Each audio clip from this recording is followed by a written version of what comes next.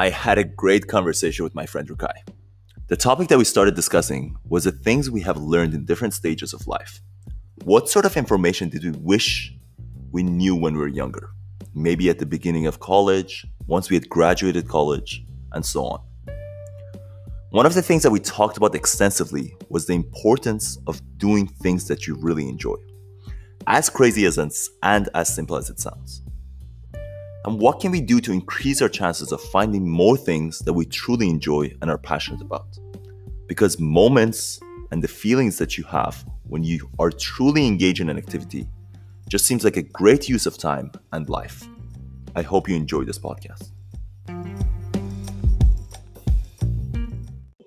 We are back. It's Rekayi and I. And this time, the conversation, Rekayi, that I thought would be interesting for us to have is I feel like as we get older, or as I get older, I keep looking back and seeing things that kind of I wish I had known when I was younger, right? And that's, I mean, you hear this all the time. And I think it becomes very clear, especially when the stages of your life like completely change, right? One of those stages being a student, after you graduate, like getting your first job. I think at those moments, you can have such general advice or general learnings that could apply to people who are younger. So that's really what I wanted to talk about today, that I thought it would be interesting for us to talk about.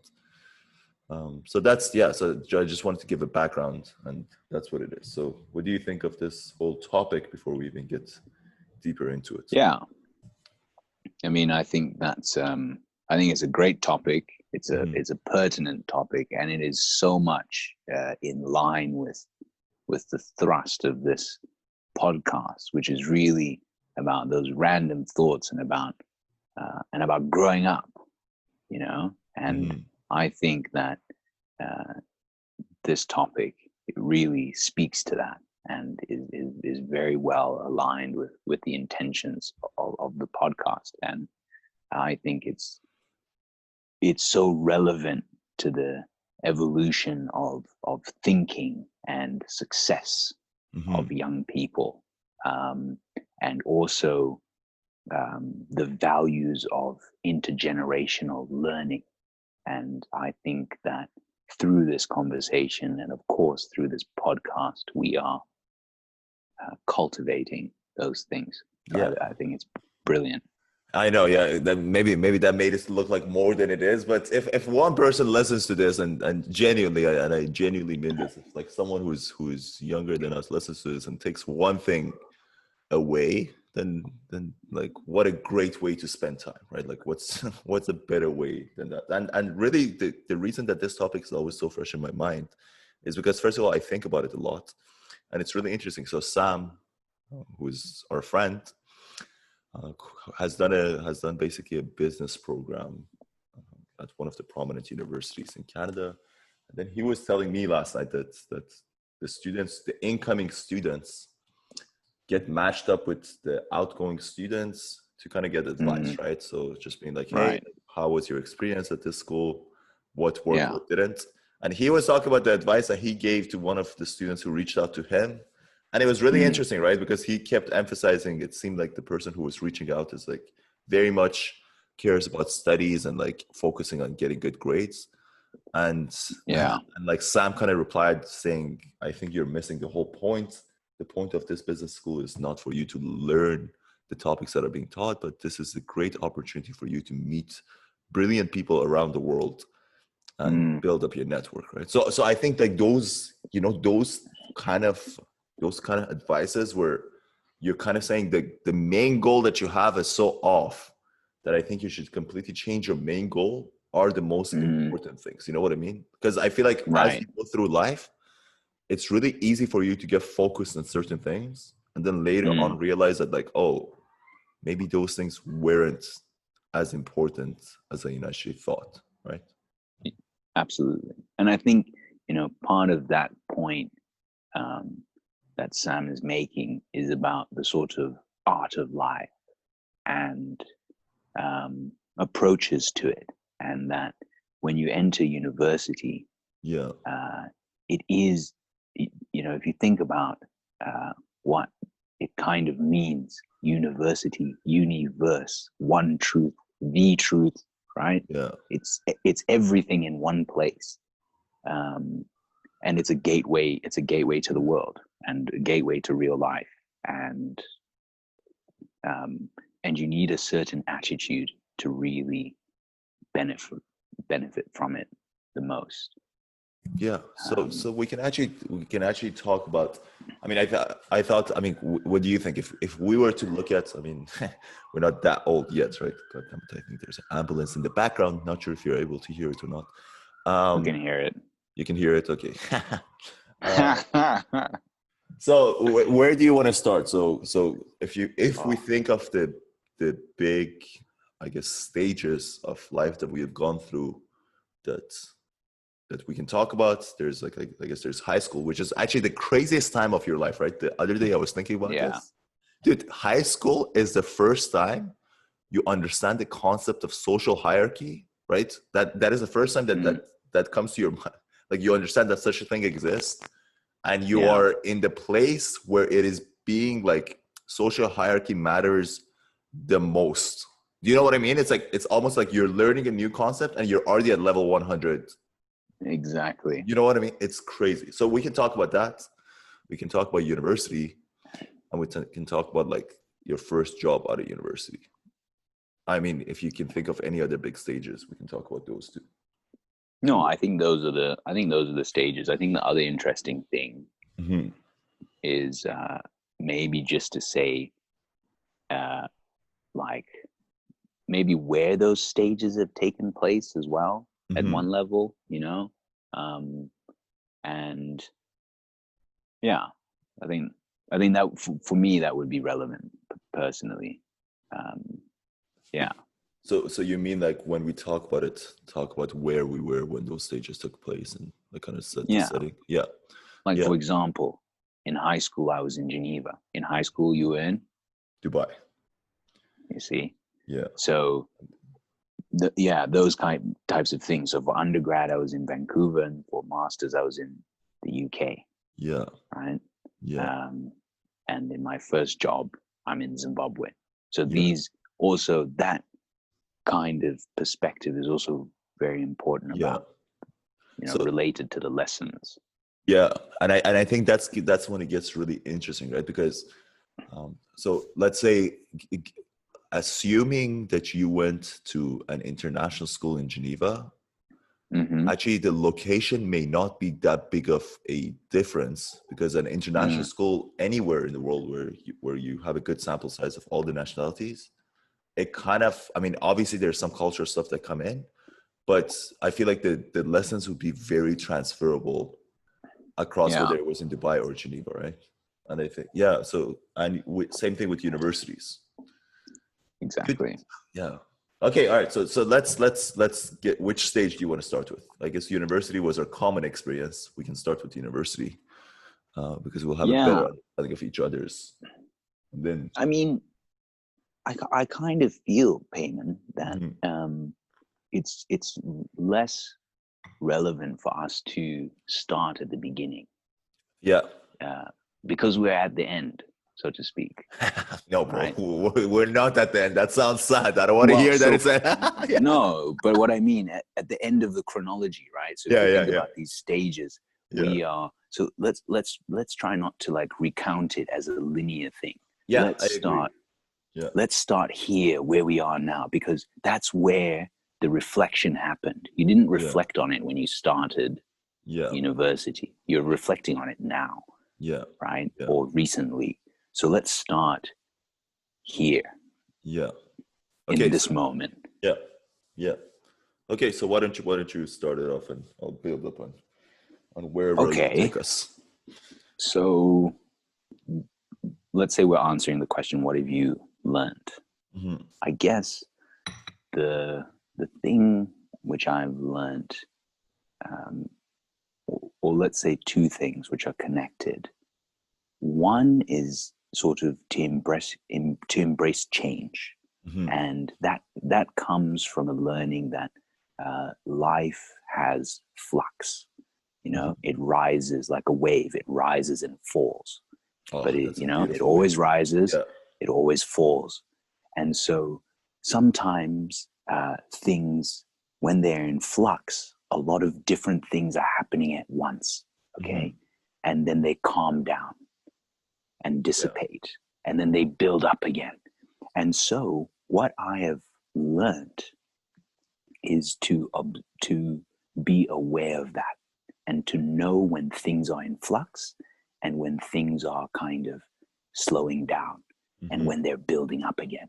Because and now this is the point about change, is that change happens in moments of flux, when all the different things happening at the same time build up to the peak of the wave. And that's where the change happens. And you want to know when that is happening, because if you don't know, you miss the opportunity. Yeah. You see? Yeah. I think that's yeah, go on. Okay, so embracing change and understanding that life has these moments of flux, and I would say that's the main thing I've learned. And then other things would No, be let's talk about the first one that you said, right? I think okay. Go. So I think the moment that you started talking about it, it's the first thought that came to my mind is like, yeah, it's like your description of the waves, right? There's high points and there's low points, and that's how Yes. waves work. It's like such a good description across the board, not only in terms of change, but in terms of this might sound weird, but in terms of even happiness, right? Because like every time I have been like, I've just had such a good like week, month, or something like that, I'm reminded that like that soon enough something that is going to like make me a bit less happy than I'm currently am is going to happen, right? And just having that understanding and being like, okay, this is part of life, and I'm not going to dwell on whatever it is that will happen. Just my moods will be worse. Like I will not dwell on why my mood got so much worse, but I'll just look at it as part of life, is already such a helpful thing to know. Do you know what I mean? Exactly. Because really happiness is your expectation minus reality, right? So what did you expect and how did reality turn out? So if you get too Right. used to like a good streak that you have and you're just like, oh yeah, like everything is going well, like I expected to go this way, and then it doesn't, then by definition you're gonna be more let down than had you not Yes. had such high expectation. And Absolutely. with the change, it's like the perfect thing, right? It's like you need to put your plate, you need to continually take actions such that you can benefit from the serendipity of the world or from the randomness that happens in the world, right? So this is something that Yes. Nassim Taleb talks about all the time. And he's basically saying all the time when you're making a decision, you have to think, is the decision that I'm making right now allows me to benefit from positive black swans, which is basically positive random events, random unexpected events that could happen? Or am I Yeah. exposing myself to negative black swans, to negative things? And basically, if you just use that framework to think, then you can make a lot of good decisions that allow you to really benefit from the randomness of everything, right? And I think there's lots of examples that we can talk about there. Yeah, exactly. And I think, if we extend the wave analogy, right? Obviously, it's a continuous wave of peaks and troughs and so on. Yeah. And the other thing is that the analogy doesn't just apply to life, but like you're saying, it can apply to your week and it can apply to your day as well. Yeah. There are cycles. And sometimes, just like with waves, anyone who's done your physics and whatever, when the things peak at the same time, you can get an increase in amplitude, or they can cancel out, or they can be deeper as well, you see. So they can be these positive feedback loops, they can be negative feedback loops, and they can be cancellations as well. And so it also means that not just having the broad understanding, the macro understanding, but you want to have the micro understanding of how to align the different cycles, right? So like in your week or in your day, when are the energy levels the highest? And one lesson for me from work was that Wednesday, midweek, is when energy levels are the highest. Yeah. That's when you should be hitting it, pumping it out. And so that you want your peaks in your life to be aligning with that, and it might not be true in every organization or every workplace. Yeah. But it's an interesting way to think about. No, I agree. Yeah. Because even if you think Yeah. of like, something as simple as you could be in a great situation, for example, let's say a networking situation where you can meet a lot of people, but if you're not at a peak of like excitement and enthusiasm yourself, then you're Yes. likely not going to get the benefit that you should, right? So it's like almost finding those big moments that are coming up and then making sure that with everything else, you are at the highest level that you can be, right? And this is where these like hacks come in, which usually I hate Yeah. hacks, but one of the ones that has been really effective for me is, before a big moment, whether it's like a big presentation, a big interview, or whatever it may be, I watched that TED talk that everyone has watched, right? You just extend your body as if you own the place, right? Like I do this all the time. I go to a bathroom before I go for a big interview or whatever, and just extend my body and just like kind of try to fool myself into thinking that because I'm having this body reaction, it means that I own this place. It means that I'm already very comfortable. And I actually find that to be very effective. And I mean, I don't know how much of it is is true as like scientific or the way that it makes me feel, but at the end of the day, Yeah. what matters is that I feel more Yeah. in tune when I do that, right? So therefore, I'll continue Right. doing it. But yeah, so good point. Good point on that. And I think, this last point that you're making, Mm-hmm. it might not be true for everyone. Yeah. But what is important is that you know that it's Mm-hmm. true for yourself, Mm-hmm. you see. And this is the type of self-knowledge, self-awareness that you want to cultivate as an Exactly. individual. And you should also be very comfortable to say, if someone gives you a personal example, one should feel comfortable to say, well, actually, that one doesn't work for me. Yeah. Yeah. In my context, in my experience, it doesn't work. Mm-hmm. But what it tells you is it means that there will be certain things which do work for you. And in your life, you want to be exploring and finding those things. Those And things. you, in your example, you found something, Yeah. right, that makes a difference for you. Yeah. And you continue to cultivate that and practice it, you see. Mm-hmm. Yes. Yeah, and I think that man, I feel like we have so much to say about these topics that we can, and I think like personally, when I look back at my reading journey, right? Like I'm not gonna stand here and pretend that I read a lot, but I've enjoyed reading, right? And the Right. way that my kind of my journey with reading started was a lot of these like so-called self-help book, right? Like I felt like I need to read these books, starting with the famous one, which is the Tim Ferriss 4 Hour Work Week, which kind of started the category or regenerates the category. I felt like, oh, I need to read these things because like whatever these guys are doing is working for them, therefore it should work for me.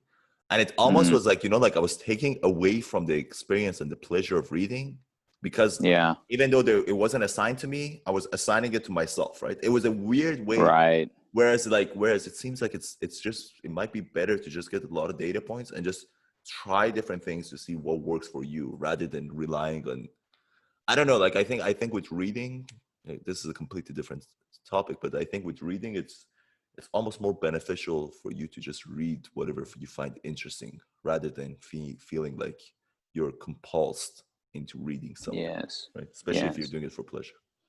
Exactly. And I mean, that's part of the self-awareness and self-knowledge, right? You know what you like, you know what you don't like, you know what adds value to you, and you know what doesn't. Um, yeah, or at least you're exploring it and finding out those things. Mm-hmm. And I think there are a couple of, as we talk about, this journey of what you learned, there's another question is, how do you learn those things? You see, so it's fine that Yeah. we've learned that, but how do you learn it? Because that's the challenge. And for me, there are two concepts which are very strong Hmm. tools in, I don't want to call it self-discovery, but in understanding yourself and positioning yourself strategically in your life.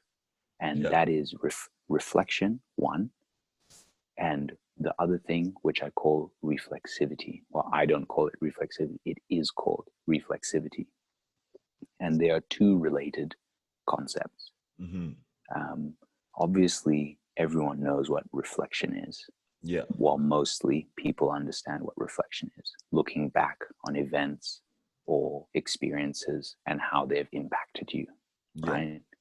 How they've shaped you, and maybe how they have shaped some other conditions, right? But you see, reflection is like back casting. It's related to the past, Yeah. whereas reflexivity is slightly different. It is a more dialogical concept, and it builds on reflection, and it is more difficult to explain. Essentially, it is you conduct a type of uh, reflection in the moment about how something has impacted you, but equally, you also analyze how you have impacted that something.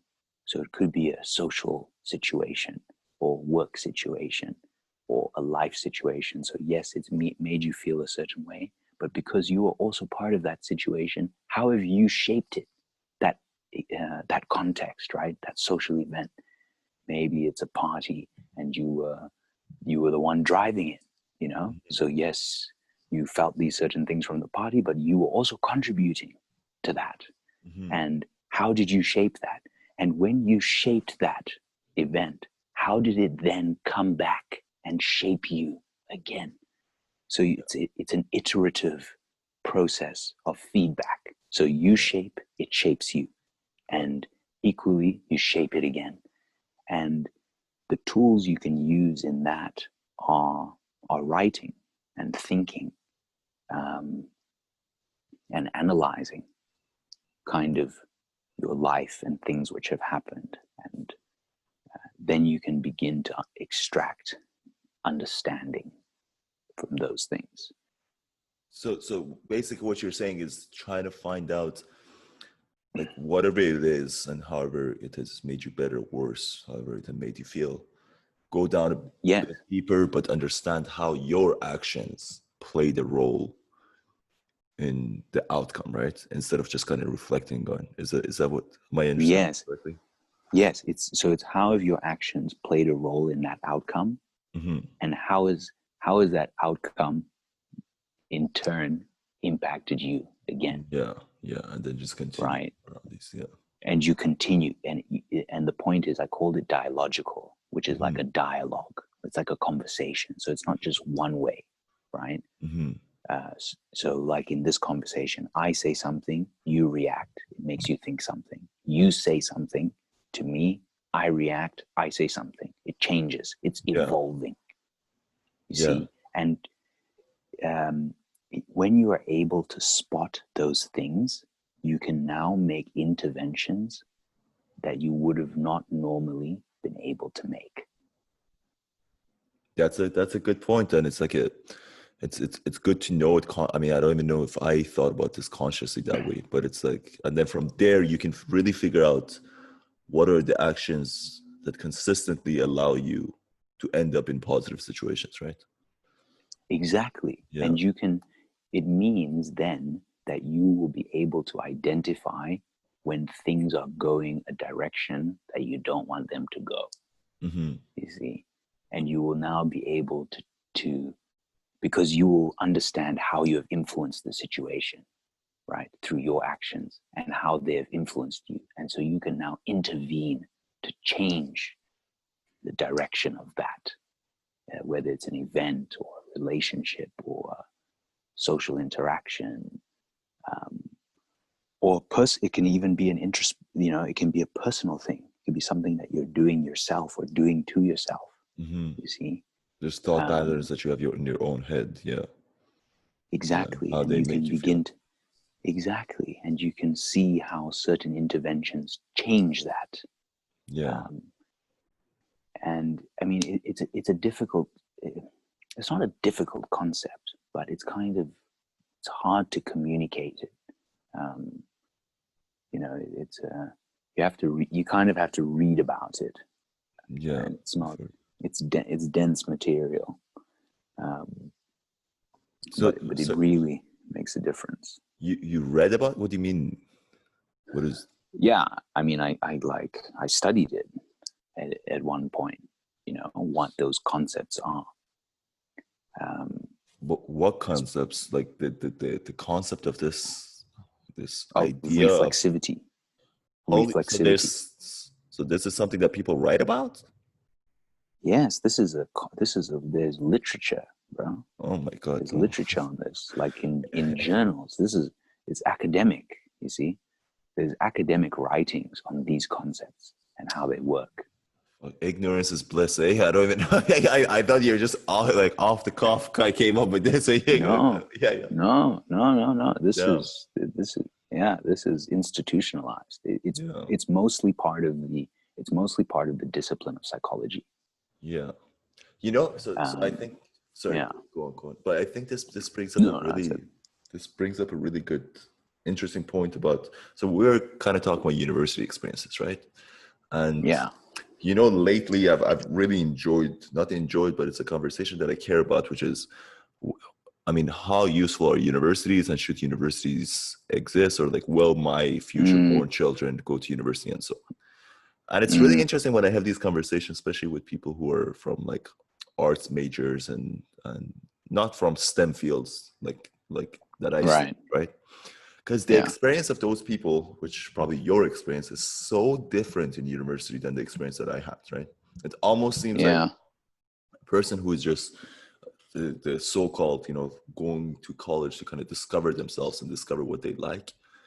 They have Mm, such a different experience than me, an engineer who just like was designing things and solving problems and like was very focused on one thing rather than just discovering mm, different things, right? So I mm, think mm, I think that's I think if I could go back and if I could give advice to an mm, engineer who's starting engineering, I would tell them that understand that university is a unique place for you to discover who you are, and don't forget that, right?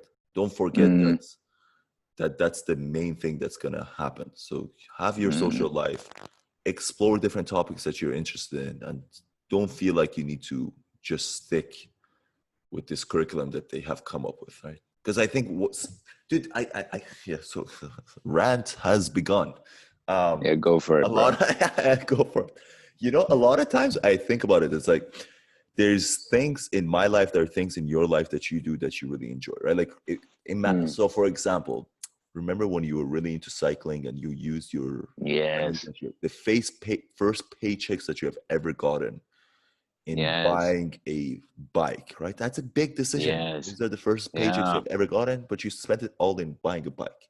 So now that means that you enjoy biking so much that you made that sacrifice, right? Because that decision had a lot of opportunity cost. You could have done a lot of Yes. different things. Yeah. So now imagine you did not, given that you didn't try cycling, you would have never had that experience and you had never known Mm, how obsessed you are with cycling, right? So, mm-hmm, and I think mm-hmm, about this a lot. It's like in life, we all have those experiences, right? It's like, I really mm, enjoy playing volleyball. I now enjoy playing cycling. I did jujitsu and I loved it. It's like mm, those things. I mean, I don't know if this is a bad way of looking at it, but I feel like personally in my life, it should be one of my mm, goals, given that I only have 90 years left here. I should be trying to explore and just tapping into different doors to see what interests me and how those things allow me to feel, right? Because like the feeling Mm, that I had completing the Grand Fondo is like yeah. is such a unique and precious feeling in my mind that I am Mm, so glad it happened, right? It's because right. the way I look at it is like I have 90 years and I had that moment of like, oh my God, like what did I just do? I cycled from Stanley Park to Whistler Village. Like what? And it was a beautiful ride and we're riding and like you look at the sun rising as you're riding over Lionsgate. Like it was just such a beautiful feeling, right? And I Mm, think we all, if we don't do it, we all should be constantly just exposing ourselves so these things can catch us, right? So these like you can go try a jiu-jitsu class and see that you like it. And then you mm, kind of get, you feel like you're enslaved almost by this passion that you have. So yeah. yeah, I think about that a lot, man. And I think like people like probably including myself, right? I'm on a spectrum here, but people who try to don't allow themselves to get exposed to these things and really get passionate about things, then you're kind of Mm, missing out on life given that we only have 90 years left. 90 yeah. years on this Totally. planet. Yeah. And I think the key word there is exposure. Yeah. You know, like and the challenge is, you see, there are a few things that you need to have sort of successful, or let's say impactful exposure. Hmm. One, you need people who will expose you, Yeah. right, to those different things, right, different interests, different possibilities. But you yourself also have to have a certain level of openness to that. Hmm. You see, so yes, you were exposed to cycling, and it's something that you started to invest in, Hmm. you know, through in money, in time, uh, in energy, right? Learning Hmm. about the bike, getting equipment, in relationships as well, because you had to. I mean, you had to also get along with people in that, right, or at least Hmm. talk to them. Yeah. So, um, so you had to have a willingness, but also something or someone or someone's plural exposed you, Yeah. or some way, right? And there are also, in the same token, there are certain things which you're also not willing to be exposed to, you Yeah. see. And so I think, in looking for the things which you may be passionate about, you need to be open-minded. And open-minded sounds like a really easy thing, but it's actually not that. It's So not that hard, easy. bro. So hard. Yeah, it's not that easy. And when you get into something, you have to put effort. So for me, when I got back here, I've gotten like into gardening Oh, quite a yeah. lot. Perfect example. Yeah. And I mean, I always had that I was exposed to it because my mom likes to garden. And so when I was little, we would spend time outside in the garden. She would garden, I'd help out a bit, but obviously I'd be like playing and enjoying life and stuff like that. Yeah. And then for a huge portion of my life, it was never something that I did. I didn't do it in Canada. I didn't do it in Switzerland.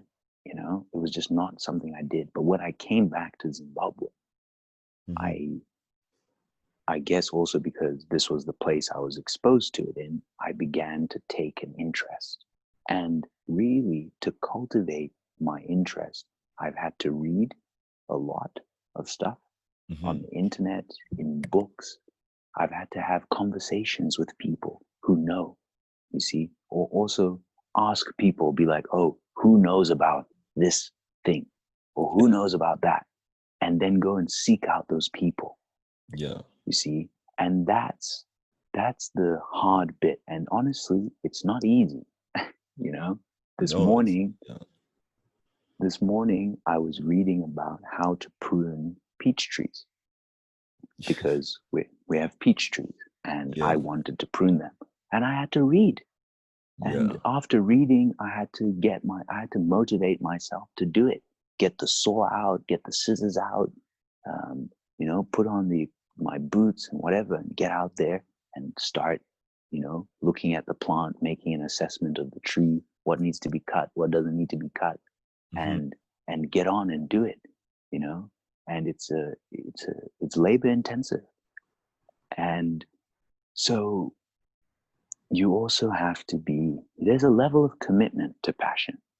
Yeah, no, um, dude, I 100% agree. It's like there's a base level, there's you have to come because I mean, as much as you see it in the movies, it's never like, it's not like, okay, let's take the cycling example, right? It's not like you just mm, see someone cycle and you instantly feel passionate about that cycling and you try it, right? It's always like you mm, kind of have a interest. You're like, oh, I should try it out. But you know that when you try out something, you're not going to get the dopamine hit mm, right away, right? Because the first mm. time you go cycling, or the first time I went to my jiu-jitsu class, it sucked, right? Like I got humiliated the Yeah, whole times. But it's like yeah, yeah, yeah. you almost have to have a mindset that like, hey, I am not gonna judge this new thing that I'm picking up just based on my Mm, first experience. I am gonna, mm-mm. you know what? I seem to be interested in it. Therefore, I will give myself a certain period of time and then assess whether I like this or not, right? And that's the only way Exactly. that you can build up these. And Rikai, it's again, like I want to emphasize this point, like the way that you care about gardening or the way that I care about some of these random stuff that I care about, like I Mm, feel like it's such a pure thing that, mm, like, you choose to do it on your own time, you choose to do it like and it's, you can really see the passion, right? It's just mm. it's a shame for people not to have those feelings, right? Yeah. Because I mean, you and myself, we know you have seen people who, I mean, again, our perception might be completely wrong, but you have Mm, seen people that seem to like never want to try anything and just are very yeah. much stuck with whatever, and you feel like they just have never had that moment of passion, that moment of excitement about something. Yes. Yeah, so it's, I think that's a important, that's very important to allow yourself, first of all, to have the right mindset that like I am open to things, I am open Mm. to, and giving yourself like being like I'll take a month before I really assess whether I like this or not, because the curve could take off after that, right? Exactly. Just, yeah. Exactly. And I think about it. I mean, my question to you about the cycling, Hmm. of like, I imagine, first of all, that ride was not easy. Although it was a fulfilling, it filled you with Hmm. energy and happiness. It wasn't easy. It was Hmm. physically physically Demanding, yeah. demanding, Yeah, right? You get yeah, up early, you have to prepare your bike. I mean, that's not fun yeah, yeah, stuff. Like, yeah, it's work. It's work, yeah, right? To prepare your bike, to prepare your kit, to make sure you're fed and energized, blah, blah, blah. And how long did it take you to get to that point? From yeah. when from when that interest was just a small thing in your head, Yeah. you know? So I think that's Yeah. a really good question, because so the way that I started, I mean, cycling. So I think the first ever time I rode a rode a road bike was your bike, right? Remember, I borrowed it from I you. remember that. I Yeah, remember that. I borrowed it from you, and I still remember I went to North Van, I went over Second Narrow, and then I came back on Lionsgate, and then on Lionsgate, I went into Stanley Park. And when I Mm, was going downhill in Stanley Park with like all the trees around, I was like, this is an yes. insane experience. I was like, this is Yes. nuts, bro. Like, this is unreal. Like, this is, I Yes. think, like, the seed was thrown there. But Yeah. then I never like really went for it until at work. This guy, they were organizing a ride for cystic fibrosis, and they were saying it's a Mm, 100-kilometer ride, and I already had my mm, road bike, right? Like I had bought a road mm, bike, but I really just used mm. it as commute to like go to get to Right. or whatever. I never just went out for a ride for the purpose of the ride itself. And then these Right. guys were like, "Oh yeah, there's a 100-kilometer ride that we're organizing," and at the time, I'd never even done like, I'd never done any serious distance. But I was like, you know Right. what? Like I thought about it for a bit and like talked to some of our friends, and like some of my friends were doing it. I was like, yeah, let's just do it. Like, why not? And then the Mm, best thing about mm, it was that we would have organized rides mm, with these coworkers who were also doing this every Thursday. mm, So you know what I mean? There was mm, that social pressure now, because I had signed up for mm, this ride. So I know I'm Mm, gonna do it right. I better look good doing the ride, right? Because I don't mm, feel like, so I would practice with them and go on rides, and that's really when my love for it and being like, oh, like this is an amazing feeling of just being like, especially when yeah, you you go would to a get. beautiful route, Mm, it's insane. Yeah, yeah, you were getting on the curve now, and I exactly. think your story shows that it doesn't happen all at once. You see, Yes. Yeah. like when I remember lending you my bike, and the thing is that of all the people who may have asked or may have borrowed my bike, you wanted to borrow it for the purpose of the experience of Exactly. cycling.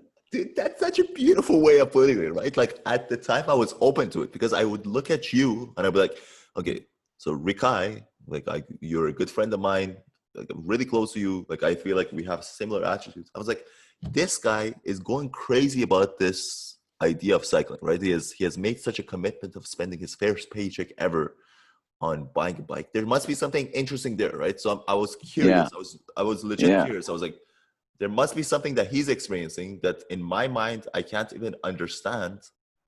yeah, Therefore, I should, yeah, I was like, I need to borrow your bike to understand what is going on here, right? Like, what am I yeah, missing? There's a piece of exactly. equation that I don't know about. Exactly. And the thing for me which is so fascinating is that, in the way it happened for you, Yeah. um, it became bigger than how it happened for me, Mhm. like I never entered a cycle race before. Yeah. Do you know what I mean? I like kind of flirted with the idea. I flirted with the idea of joining a cycle team, and Yeah. I never really took it to that level.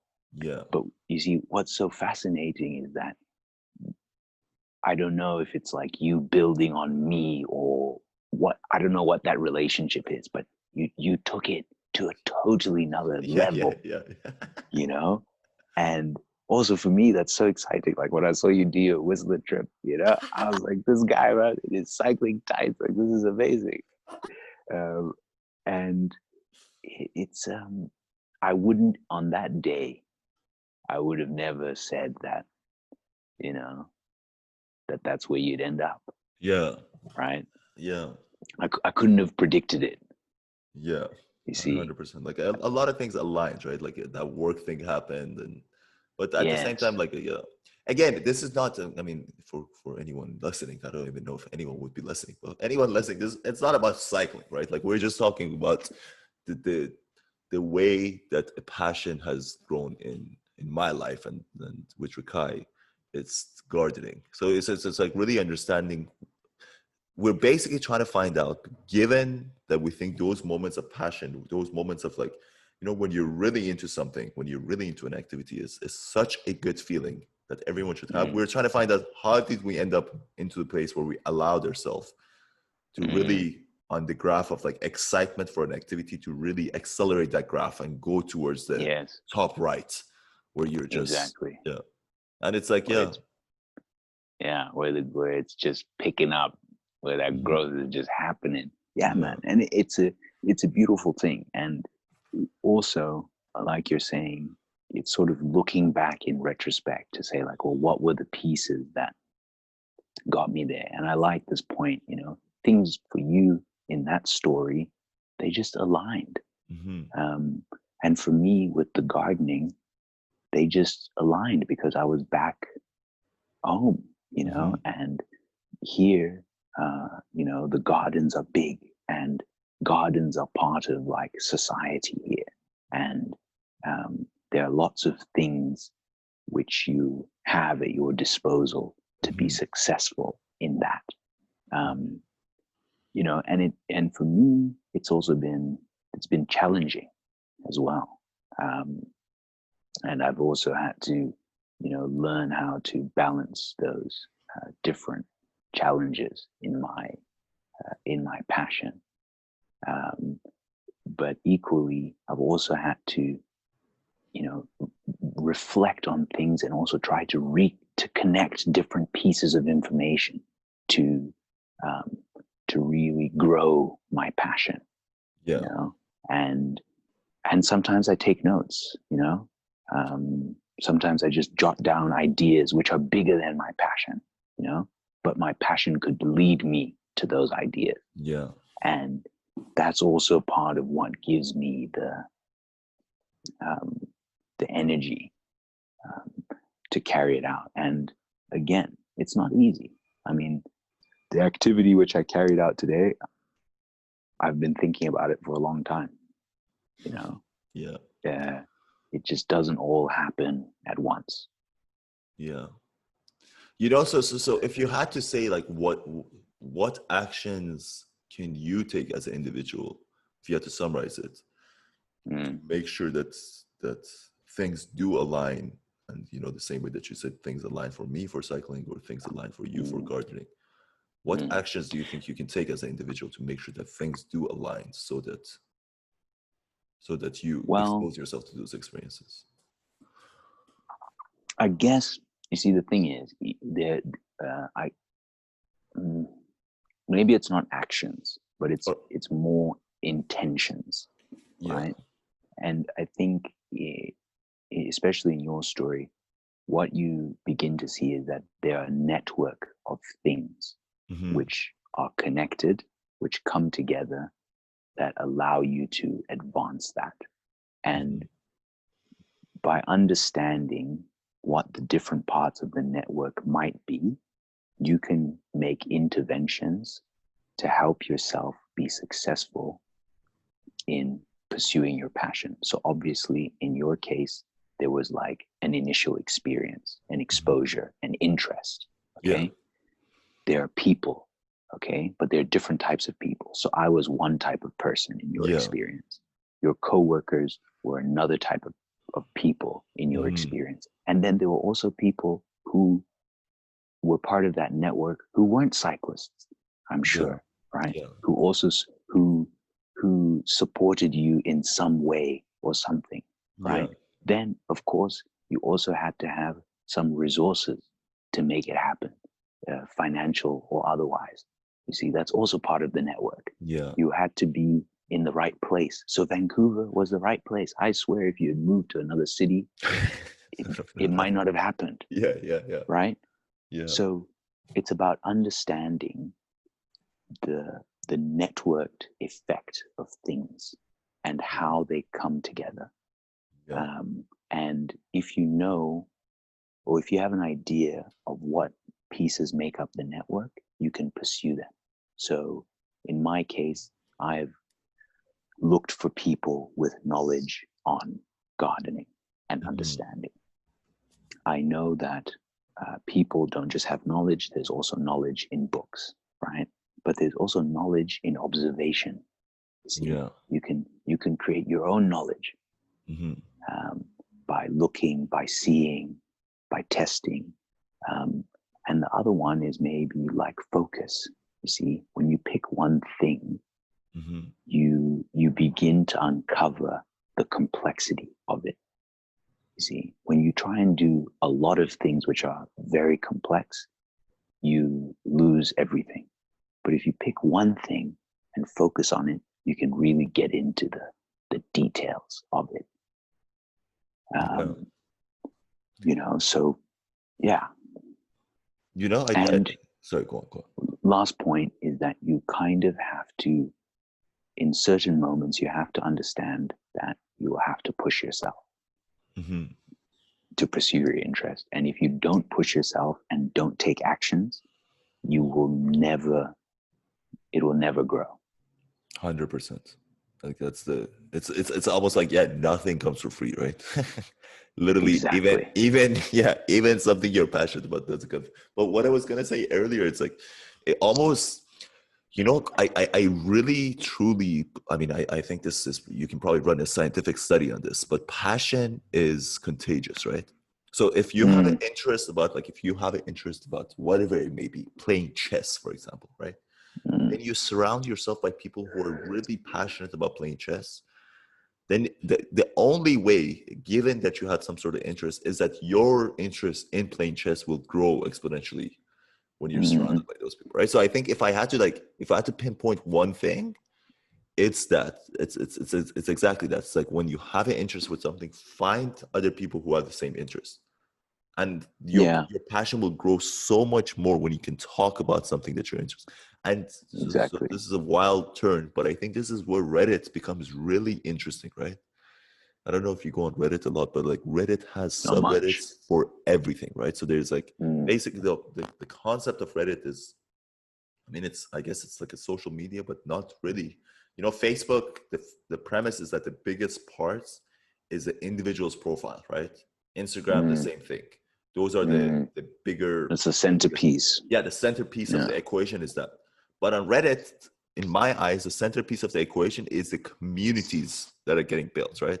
So, for example, Right. there's like a community for MMA, there's a community for cycling, and it's just so interesting because it allows people from all over the world to meet and discuss things that they're passionate about with other people who are as passionate as they are about it, right?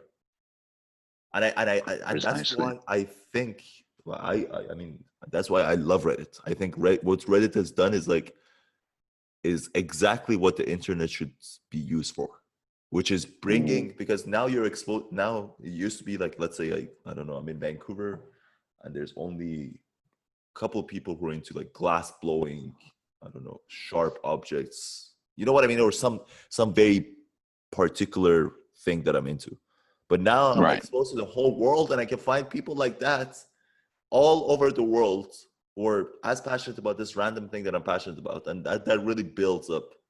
Yeah. So I Mm, think generally, if I had to say one thing that I think would work is like anytime you have an interest about something, just go find people who are really into it, and that will help you yeah. grow your passion even more. It'll help you grow your passion. And also Yeah. don't forget about those people who are passionate about things, but Mhm. not necessarily about the same things. Exactly. They also have a role to play. They may not Yeah. they may not be there like all the time for you always to talk about your passion, but they can give you a certain type of drive. You want to surround yourself with good people Yeah. because there are people who are just not passionate about About things, anything, right? Yeah. about anything. And the other thing is about passion is you have to want to learn. You see, it is contingent on learning. You cannot excel at your passion if you don't learn. Yeah. Yeah. And so sometimes people who are passionate about their own things can give you signals about how to um, further your own passion. And I totally agree with you. You also need those people who share your passion so Yeah. that you can, um, yeah, so that you can grow from that. Yeah. And you have allies and support networks and um, affirmation as well that what you're doing is acceptable and good. And do you know what I mean? Because there will be a lot of people, especially those people who are not passionate, they'll be like, they won't understand. You see, they'll laugh at you. Be like, "Oh, you look retarded in your cycling pants," or I can see your balls. Yeah, You yeah. know, It's like they miss the. That's crazy, right? Because we must do that. Like you and I, like I as an individual must do that. Like I must look at something that someone else does and be like, what the hell are they doing? While I'm yeah, missing the feeling that that individual is having while they're doing that thing, right? yeah, And it's like exactly. those are the moments where you're the most free in life. Those are the moments where you're most like it almost seems like, like it's a weird thing. Whenever you see someone really into something that they're doing, it's like Mm, everyone understands that, right? Like when you see it, you understand it. Like the other day we were at Kid Speech and we saw this band. It was just a mm, group of friends. Shout out to mm. that band. The band is called Chill Clinton. That's their band's name. And Shout out. yeah, shout out to them. But I don't even know them, right? We just saw them on the beach. But like Mm, when you saw it, I think everyone on the beach recognized that these guys are really into what they're doing, which is like singing the songs that they're doing. And there was like 5, 6 of them. And it was crazy, man. Like the sun set at Kids Beach. And when the sun sets at Kids Beach, no one hangs out at Kids Beach, right? Everyone leaves. yes, But because these yes, guys were performing, everyone had stayed like an hour and an hour and a half after the sunset. There was like a good crowd yes. of people, like, and that was such a beautiful moment of of just appreciating someone just being extremely passionate about something that they're doing and very much excelling at it. But there's also that art that we can see that they're really into what they're doing, right? Like it's like I don't even know how we notice it, but you can tell It's a when someone feeling. is, yeah.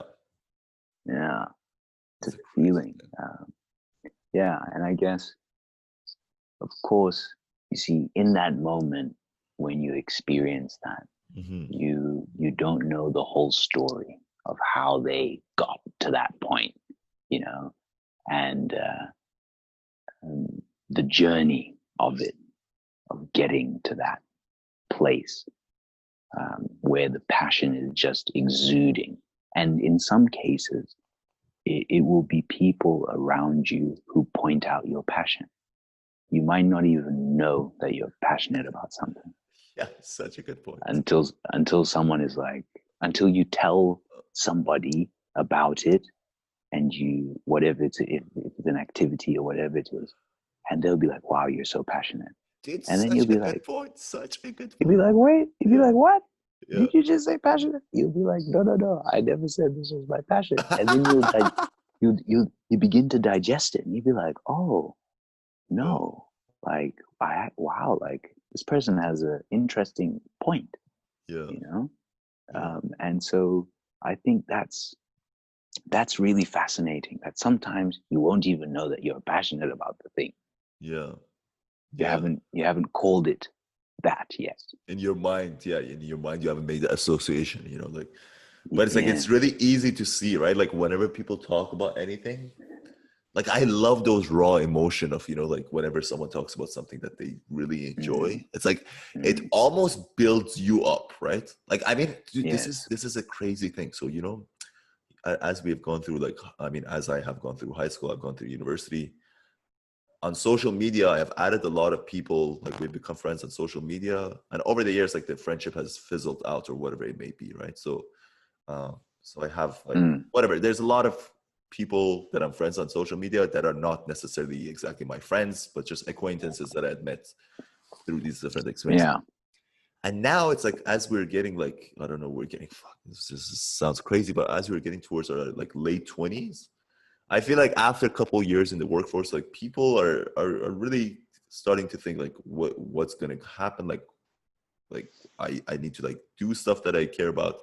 And once in a Mm, while I see someone posting about them doing something that's like really out there, right? Like it's whether it's mm, they're trying stand-up comedy or like they're trying to be a DJ or they're making music or whatever it may be.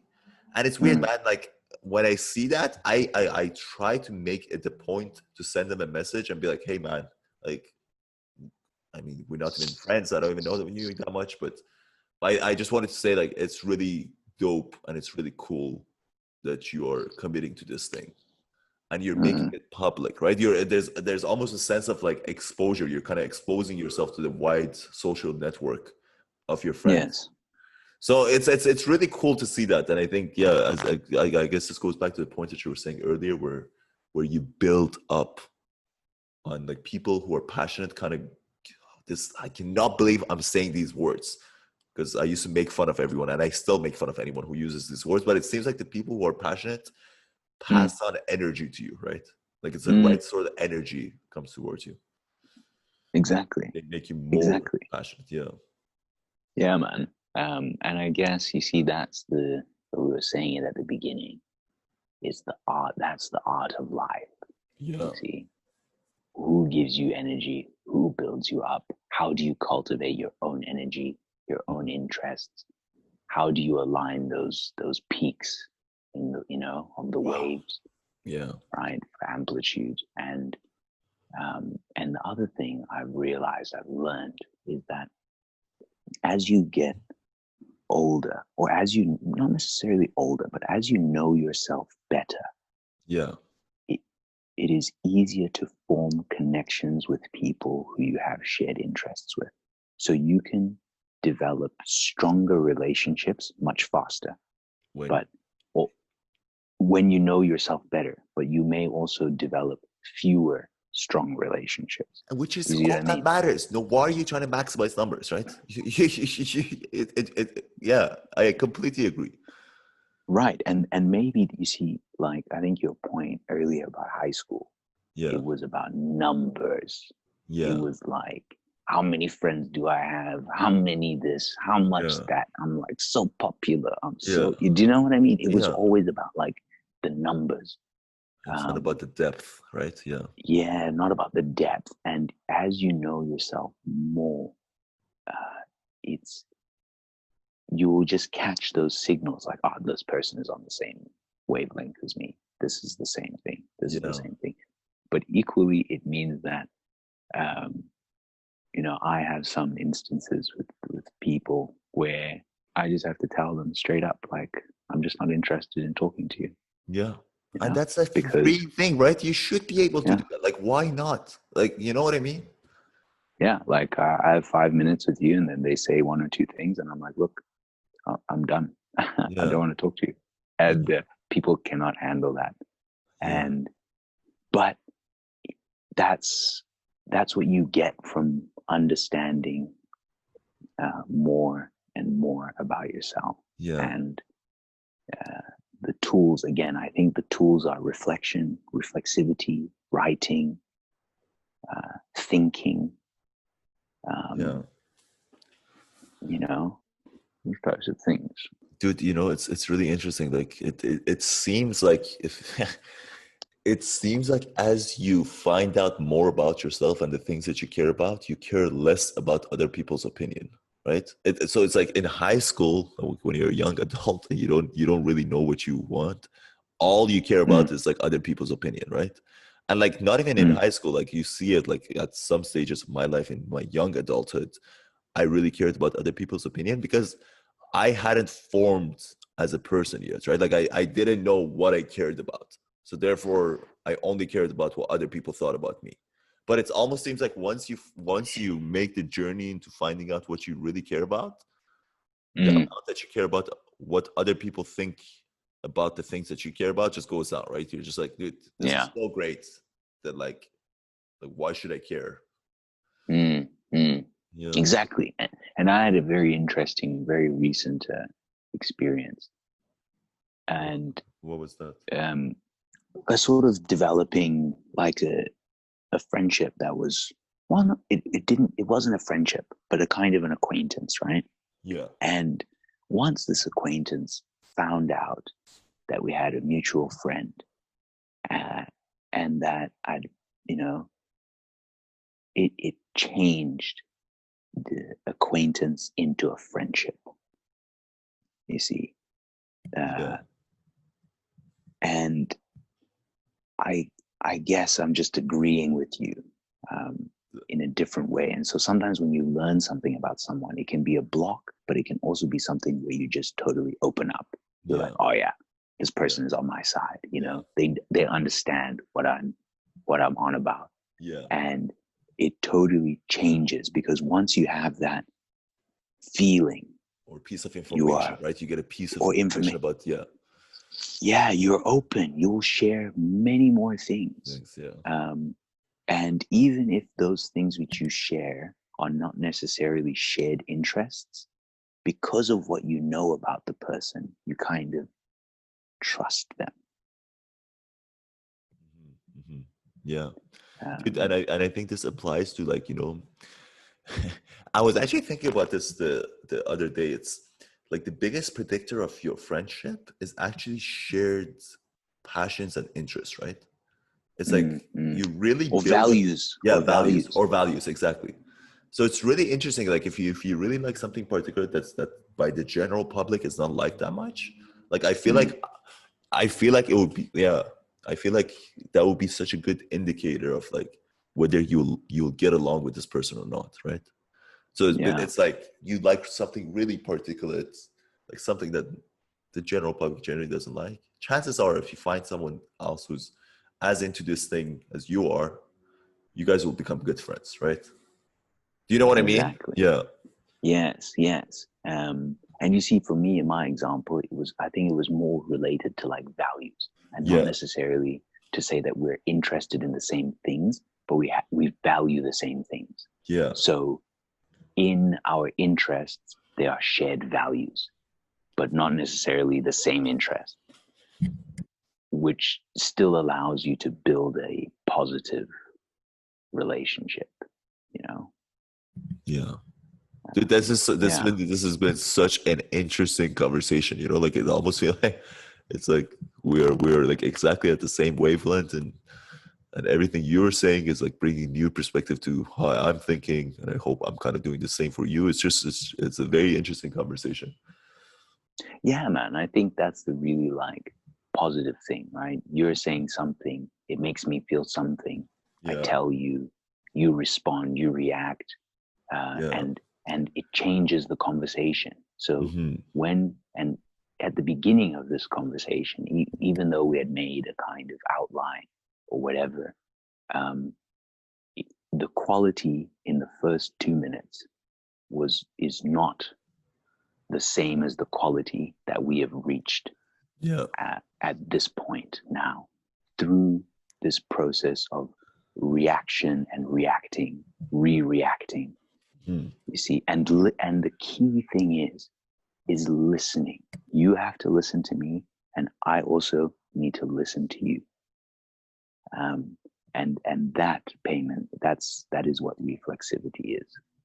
And that is a golden, like if you are able to do that, it's like it's the most beautiful thing, right? When you see conversations like that, even when you hear it and you're not even part of it, but you see two people Yeah. just really listening to each other and understanding each other. It's like my least favorite things in the world are just arguments where people are talking over each other, right? Like you're not giving the other person the, like, no matter what you disagree with, right? To have some Yeah. empathy. Just where is this person coming from? Why are they having those thoughts? Why are their thoughts so different than you? And why do they think they're right? So, you know what I mean? Exactly. Yeah. Yeah. But yeah, Dude, I think we did probably we've done over an hour. We did probably more than an wait, hour. yeah, we've done justice to this one. I Yeah, I think think it we was have very done good. justice. Okay, then let me stop recording. But thank you.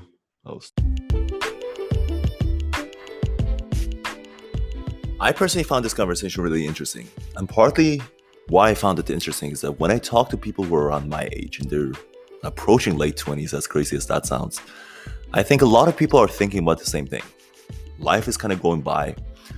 And if you don't do things that you really enjoy, things that you're really passionate about, there's this thought in the back of your head that, well, what am I doing?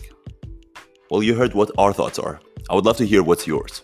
Go to anchor.fm/thatrandomthought and send us a voice note letting us know what you think.